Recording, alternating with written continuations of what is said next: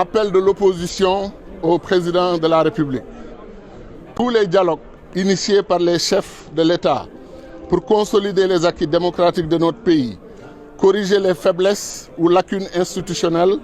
et revigorer les traditions de pencho et de disso de notre peuple ont toujours été marqués par un signal fort et des gages de bonne volonté. En participant sans préalable au dialogue national, initié par son Excellence M. Bassirou Diomaye Diakhar Faye, président de la République, l'opposition républicaine a posé un acte fort visant à renforcer la cohésion nationale, à consolider les traditions de dialogue démocratique de notre peuple et à bâtir des consensus forts à qualité du système politique et des institutions de la gouvernance de notre pays. Du reste, le président Diomaye Faye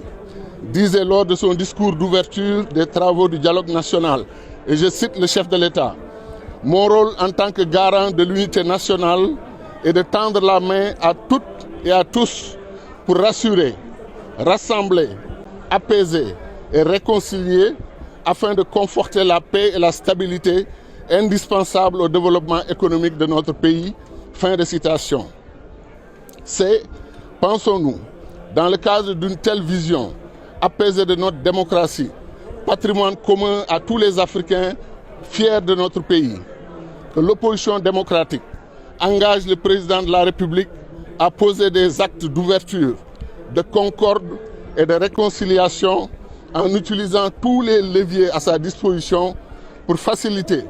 la libération immédiate des jeunes chroniqueurs, à l'exemple de Abdou Nguer, Oumar Sow, Hassan Diouf et tous ceux qui sont détenus entre guillemets pour délit d'opinion.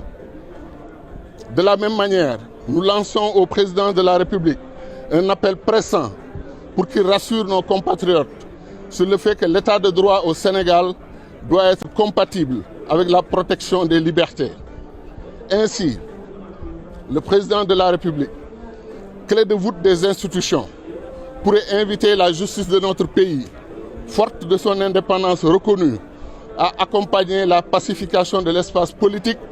en faisant preuve de magnanimité pour ordonner la fin de toutes les détentions provisoires des hommes et femmes politiques et hauts cadres, anciens ministres, anciens députés, anciens hauts fonctionnaires et autres. Le contrôle judiciaire et les restrictions qui l'accompagnent suffisent pour les maintenir à la disposition de la justice qui doit, au nom de la reddition des comptes, faire son travail jusqu'au bout. Un autre geste fort attendu du président de la République, c'est qu'il s'érige en bouclier de toutes les libertés, y compris la liberté de la presse,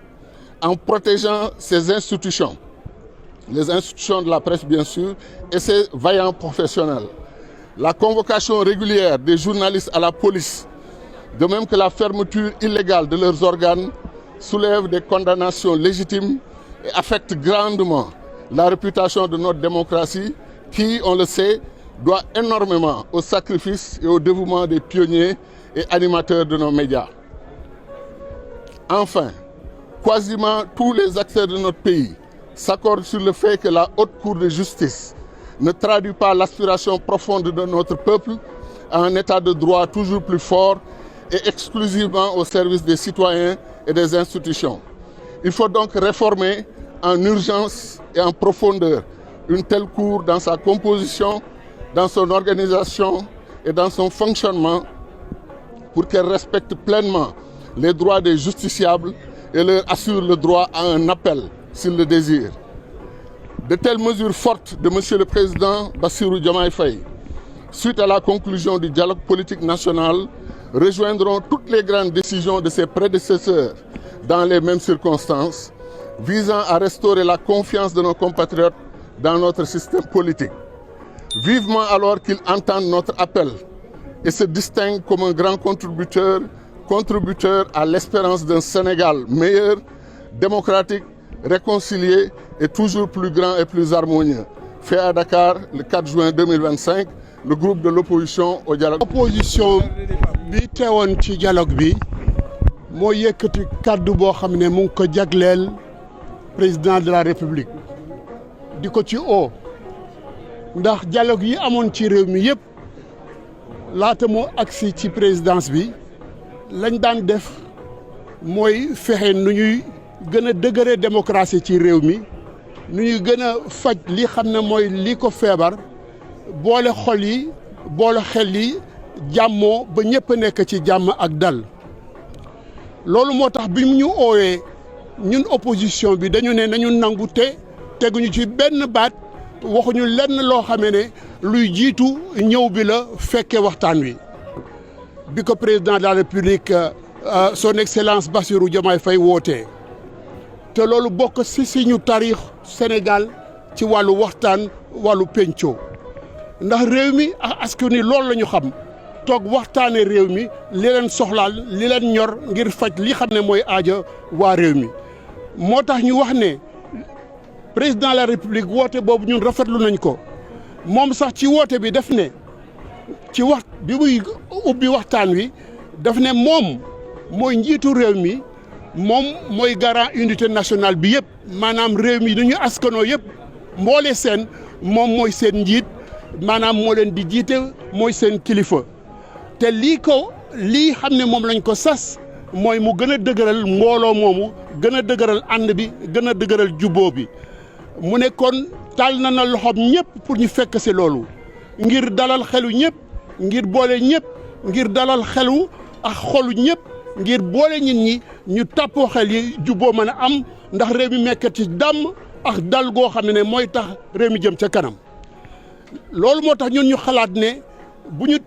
tënkoo rek ci waxu président de la république ci lii xam ne moom la bëggal réew mi di démocratie boo xam ne waa Afrique yëpp dañ ci am mbégte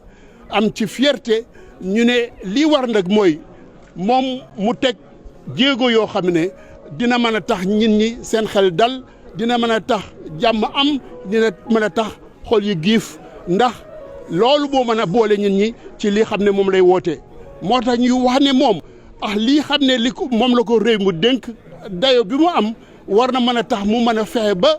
ñii xam ne dañ leen jàpp mu ay chroniqueur mu ñu joxe ci exemple Abdou Nguer Oumar Sow Assane Diouf ak ñëpp ñoo xam ne dañ leen jàpp ndax wax seen xalaat mu mën a fexe ba ñu bàyyi leen ci lu mu gën a gaawee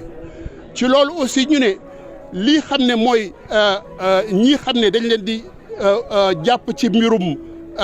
nuñ ko waxati délit d'opinion ñi xam ne dañ leen jàpp ci seen wax seen xalaat ñu mën a fexe niñ leen mën a bàyyee boole ci nag ñu ngi koy oo ci ñii xam ne dañ leen jàpp ndëgënëku muy ay góor di jigéen ñoo xam ne ay ancien ministre lañu ñoo xam ne ancien député lañu ancien haut fonctionnaire ñoom ñëpp mboolee seen mu fexe lii xam ne mooy contrôle judiciaire buñ ci desee dina mën a tax yoon bu leen soxlaa mu mën a daj ci ñoom ba mën a def lii xam ne mooy waru garam moo tax ñu koy ñaan moom mi xam ne moom mooy clé de voûte maanaam moom mooy lii campeefu lépp loo xam ne mooy institution ci réew mi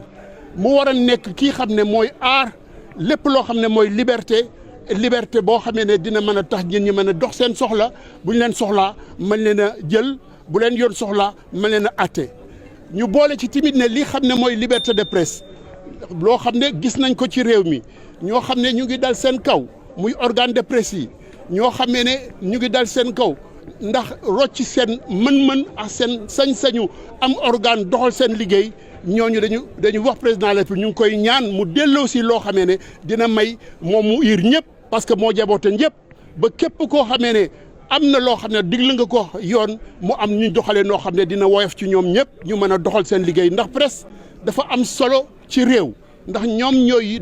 doxal xabaar yi ñoo koy yóbbul ñooy fexe ba nit ñi am ak dal ak xam-xam bu wér ngir mën a tànn seen tànn ba ñuy def ngir mën a yóbbu suñu démocratie ci kanam mu gën a dëgër gën a baax ci ñëpp loolu ñu ko ci ñaan ci pour daaneel ndëg ci loolu ñu ngi wax lii xam ne mooy haute cour de justice ñu ngi ñaan président de la république mu am ci taxawaay boo xam ne dina mën a tax lii xam ne mooy liberté yu wér lii xam ne moom la mooy état de droit ba nit buñ ko daanee sax mu am sañ-sañ def appel ñu fexe nu ñuy tëggaate haute cour de justice boobu ba mu jaar yoon woo xam ne ñëpp nañ ci am yaakaar bi wér am ci li xam ne moom mooy seen sañ-sañ ak seen yelleef loolu gën a dëgëral état de droit ndax ci loolu rek le citoyen sénégalais bu mu mënti doon mën a féex ci réew mi ba mën a andi dooleem xam-xamam ak liggéeyam ak njariñam ngir réew mi ñu tabax ko ci li xam ne day jariñ ñëpp loolu ñu ngi ko ci ñaan di ko ci oo et gëm nañ ne bu àndeex li xam ne moom la jiitaloon ci wax bi ba mu koy waxtaan wi ba mu koy ubbi dina fexe ba mesure yooyu yëpp mu mën ko jël ngir ñi mën a dem ci loo xam ne dina jàmmoo dina am jubboo dina am féex dina am ba stabilité dal ak jàmm dina am ci réew mi ba ñu mën a dell ci leneen luy jariñ réew mi wasalaam. maa ngi bëgg wax nag léegi balaa ngaa toog question opposition bi pour wax point ñu accord ak ñu d'accordul li ñu xalaat nañ ko wax suba à 17h au siège à 18h pardon à 18h au siège du parti socialiste donc loolu boo leen ko yóbboo du soxla sax ngeen poser question jërëjëf.